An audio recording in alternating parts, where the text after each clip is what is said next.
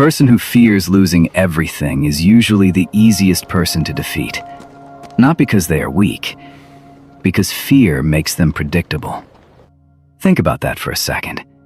If I know what you cannot afford to lose, I know how to control your decisions, your money, your reputation, your position, your relationship, your status, even your image of yourself. And this is where most people misunderstand strategy. They think power comes from having more weapons, more money, more information, more allies. Sometimes it does. But there is another kind of power that is far more dangerous. The power of having nothing the enemy can threaten. Carl von Clausewitz understood something about conflict that most modern people still fail to understand. The battle is rarely decided by strength alone. It is decided by what each side is willing to risk.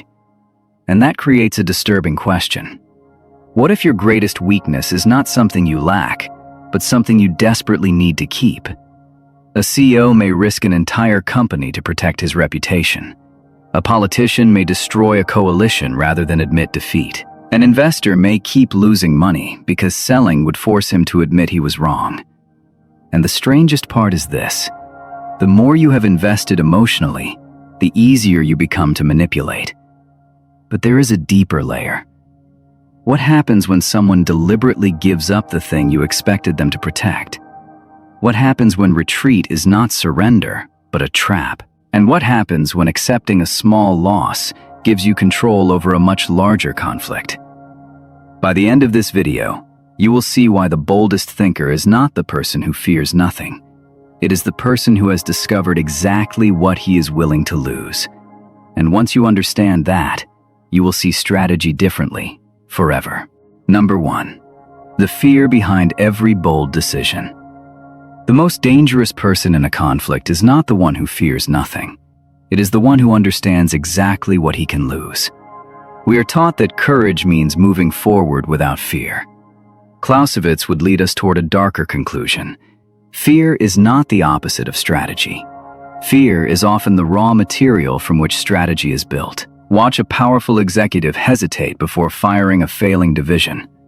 Watch a politician refuse a popular decision because one mistake could destroy a career. Watch an investor hold a losing position because admitting defeat would damage his identity.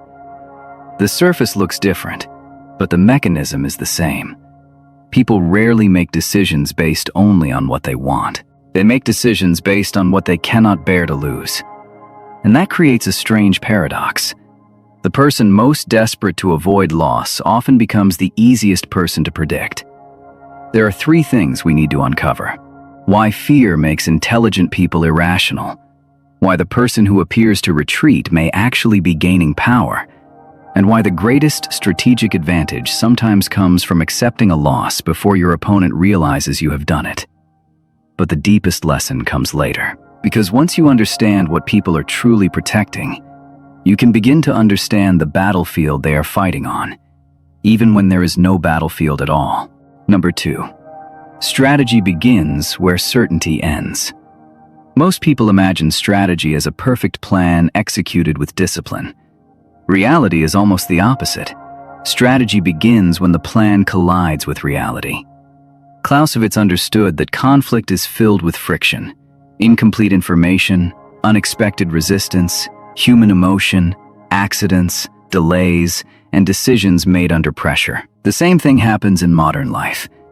A technology company launches an AI product expecting explosive growth.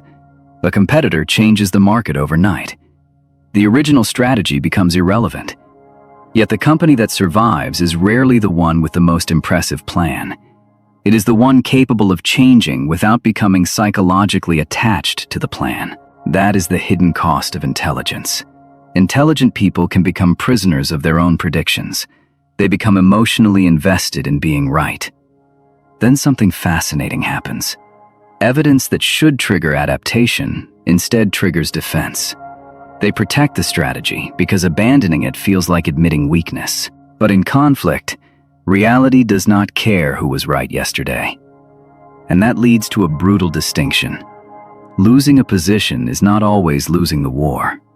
Sometimes the person who gives up territory is buying something far more valuable: time.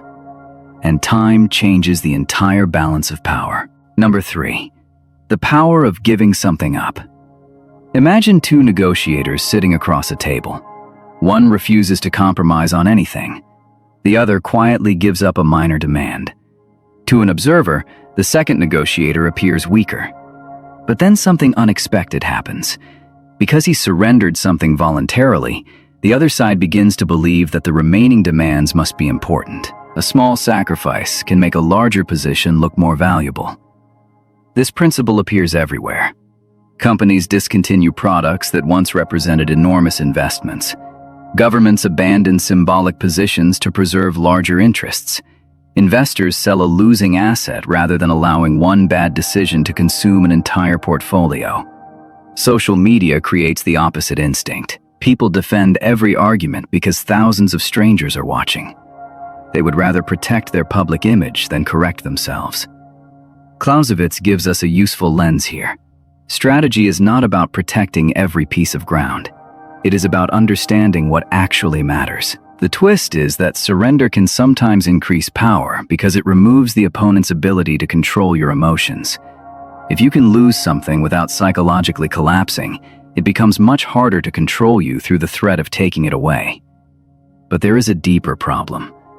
What happens when your opponent discovers the one thing you still cannot afford to lose? Number 4, the invisible battlefield. Here is where modern conflict becomes more interesting. The battlefield is often invisible.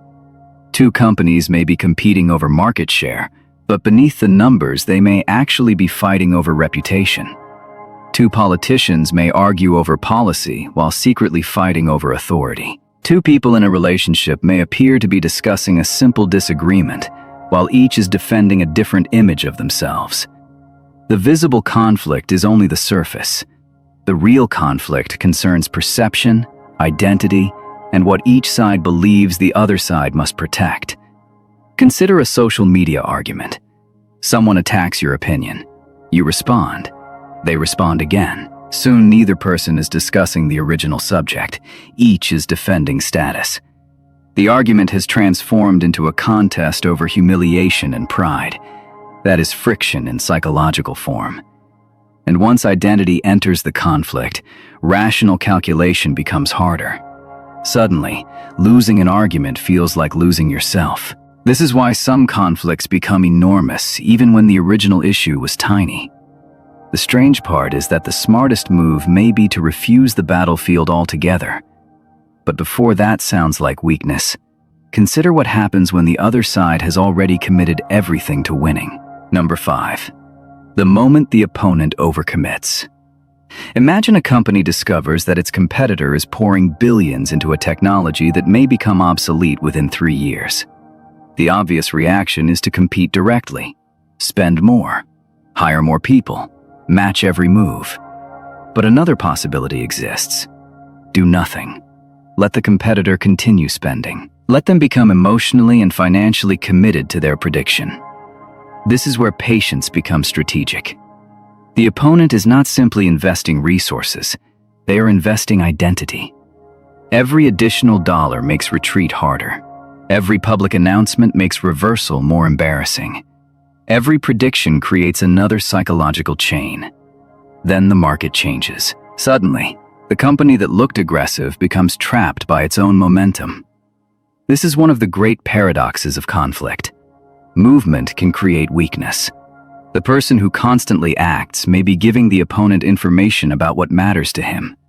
The person who waits can sometimes force the other side to reveal itself.